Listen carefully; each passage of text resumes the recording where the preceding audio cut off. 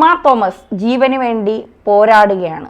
അല്ലെങ്കിൽ ആശുപത്രിയിൽ വെന്റിലേറ്ററിലാണ് ഇപ്പോഴും. കണ്ണുകൾ തുറന്നു, കാലുകൾ അനക്കി എന്നൊക്കെ മകൻ പറയുന്നുണ്ട്.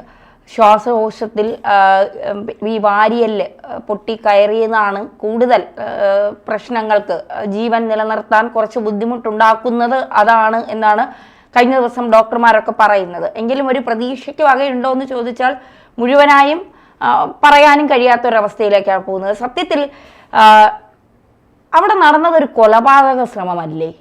ശരിക്കും മെഡിക്കൽ ബോർഡിൻ്റെ റിപ്പോർട്ട് അനുസരിച്ച് ഈ പറയുന്ന ഉമാ തോമസ് അതീവ ഗുരുതരാവസ്ഥയിലല്ല, എന്നാൽ ജീവൻ അത്ര സേഫ് അല്ല. എന്ത് വേണമെങ്കിലും സംഭവിക്കാം. ശ്വാസകോശത്തിന് പ്രശ്നമുണ്ട്, വാരിയലൊക്കെ ഒടിഞ്ഞിട്ടുണ്ട്, കുത്തി കയറിയിട്ടുണ്ട്, അവരുടെ തലയ്ക്ക് നല്ല ക്ഷതമേറ്റിട്ടുണ്ട്. എന്ന് വെച്ചാൽ തലച്ചോറ് രക്തം കട്ട പിടിക്കുന്ന പോലെയുള്ള പ്രശ്നങ്ങളുണ്ട്. എന്ന് പറഞ്ഞാൽ ഭാവിയിൽ ഓർമ്മക്കുറവുള്ള അത്രയും പ്രശ്നങ്ങൾ, അത്രയും ഗുരുതരമായ കണ്ടീഷനാണ്. അത്രയും വിശദമായ കാര്യങ്ങളൊന്നും മെഡിക്കൽ ബുള്ളറ്റിൽ പോലും പുറത്തിറക്കാൻ പാടില്ല.